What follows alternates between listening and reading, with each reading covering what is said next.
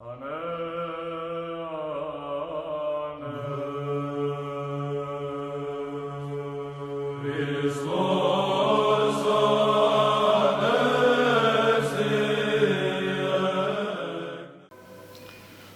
ime Oca i Sina i Svetoga Duha. Braćo i sestre i draga djeco, ovo vreme u kome mi danas živimo, u ovom trenu kojim se sada svi ovdje nalazimo, jeste vreme koje je ograničeno našim ljudskim shvatanjem. I kao što znamo da jedan minut traje 60 sekundi, jedan čas 60 minuta, a jedan dan 24 časa. Ograničeni smo svi u tom vremenu po našem ljudskom shvatanju. Može čovjek da uzleti u kosmos i kako se više odmiče od zemaljskog šara, tako je i vreme drugačije. Vreme se širi u beskonačnost. U tom vremenu beskonačnosti i najveće harmonije vlada Božja ljubav, u ono vreme koje smo svi prizvani da živimo u vječnosti. I današnje ovo evanđelje, ova priča koju smo više puta čuli i mnogo ljudi na nju lepu propovjed i blagovijest dalo ljudima, zaista je čudesna priča, a istovremeno i priča koja neprekidno se priča kako će čovjek ovdje na zemlji svojim zaslugama živjeti u vječnosti, u vječnoj Božjoj ljubavi na koju smo svi prizvani. I apostol Luka opisuje kako je Gospod pričao o farisejima, da bijaše neki čovjek, bogat, namerno ime ne spominjući njegovo. Imao je sve što se može poželeti ovdje na zemlji, ali postao je čovjek po imenu Lazar, koji je imao svoje ime, koji je bio jako siromašan i pored toga što je bio siromašan, bio je bolestan, bio sav u čirevima, gnojevima i na tu njegovu muku psi su lizali te njegove rane. U kakvoj je bedi živeo taj Lazar. One mrve koji su padale sa stola ovoga bogatoga čovjeka, tako je preživljavao ovdje na zemlji. Umre bogataš i samo ga pokopaše, kako Gospod kaže. Ali umre i ovaj Lazar i dođe pravedni Avram, praotac svih nas, koji ga uze u naručje svoje. Uzvede ga u ljubav, u beskonačnost Božiju. Braćo i sestre, ova priča jeste priča kakav nas život čeka posle ovoga zemaljskog života. I najljepše Gospod opisuje u ovoj priči kakav će biti život po našoj zasluzi ovdje na zemlji, koji sada u ovom trenu, u ovom vremenu kojem mi svi danas ovdje živimo. Koliko često puta prođemo pored nekih beznačajnih ljudi koji za nas nikakvog smisla nemaju, koji su najmanji u ovom društvu, a pred Bogom su najveći. Zato što trpe ovdje na zemlji, jer sve što je Bog dao nama ljudima, dao je onoliko koliko mi ljudi možemo da nosimo. Svako od nas po svojim dijelima, svojim zasluzima, svojim talentima koji nam Gospod darivao, dužni smo da ih umnožimo. I zato Gospod i priča o talentima koja se nadovezuje na ovu priču. Da čovjek ukoliko želi da zadobije carstvo nebesko, to počinje odmah sada. Ne tamo nekog određenog dana, na ovog trena kojim sada ovdje živimo, jedni među drugima u zajednici, u ljubavi.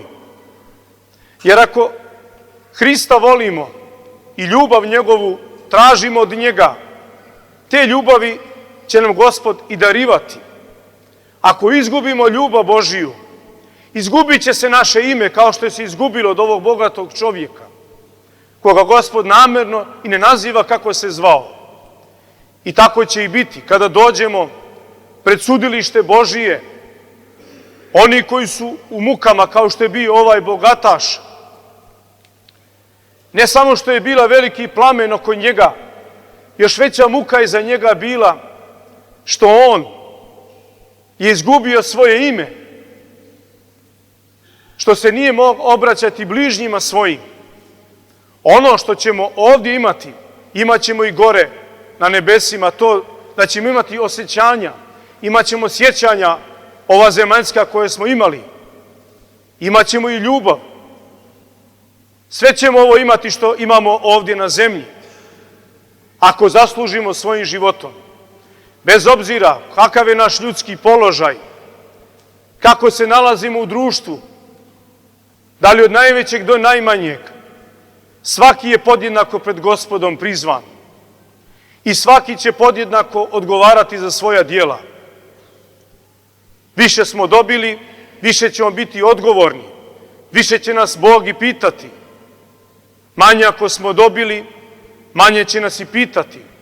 Ali svaki od nas će morati jednako da se potrudi da zadobije carstvo Božije. Jednako će biti svima suđeno, bez ikakve razlike.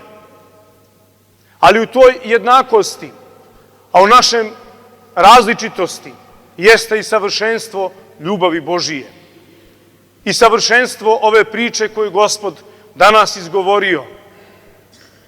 A to je da čovjek, živjeći duhovnim životom ovdje na zemlji i voleći bližnje svoje, kao što voli samoga sebe, a istovremeno svi zajedno voleći Boga, okusit ćemo carstvo Božije. I ta trpeza Gospodnja koja će sada se pred svima vama predočiti, sveta tajna pričešća, će obnoviti Hrista u nama. Obnovit ćemo se u vječnosti. I mi koji smo pravoslavni hrišćani, prizvani smo da se neprestano lik Božiji obnavlja u nama. Da neprestano naše ime koje smo na krštenju dobili, da tim imenom nas Gospod spozna i prizva.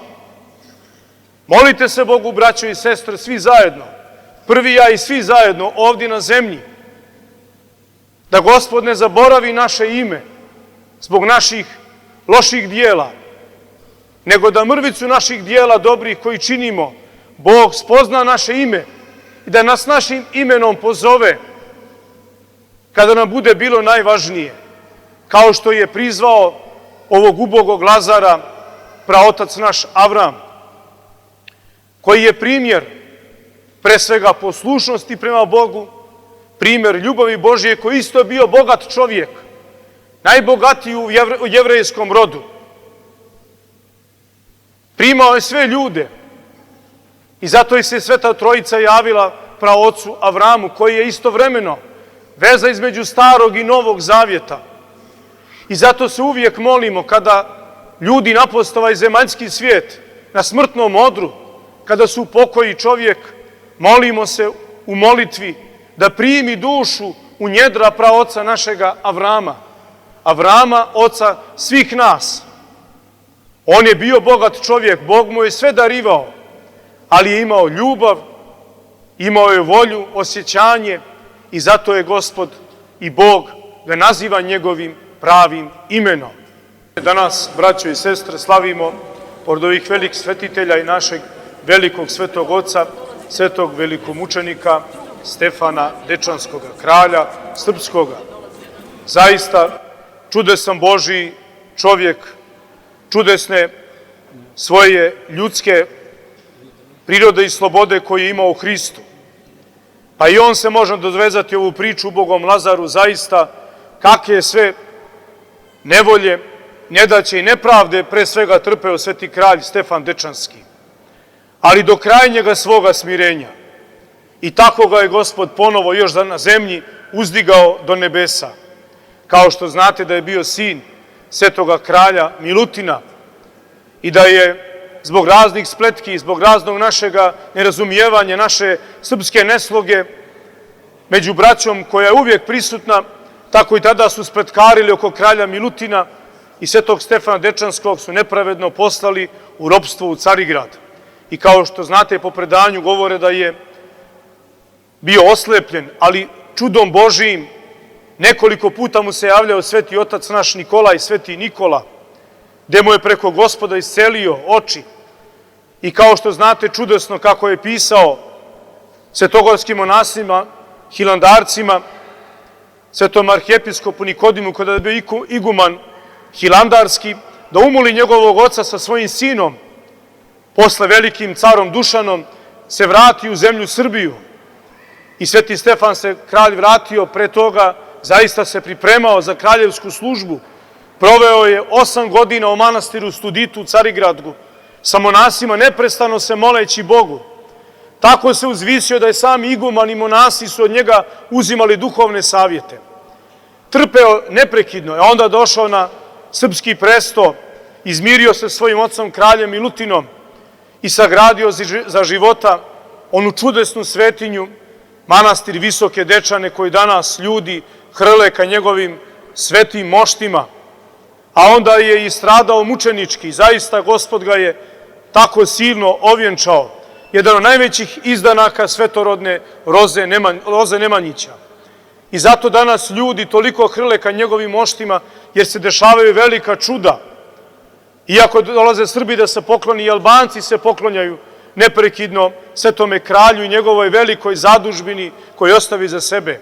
Ostavio je za svima nama za primjer. Gradeći se ka Hristu u duhovnom životu, možemo graditi i zemaljski život, gradeći hramove ovdje na zemlji. Zar ima išta ljepše da čovek kada dobije zemaljsko blago od Boga, taj blagoslov da ima novac ovde na zemlji, da uloži u hram Božiji.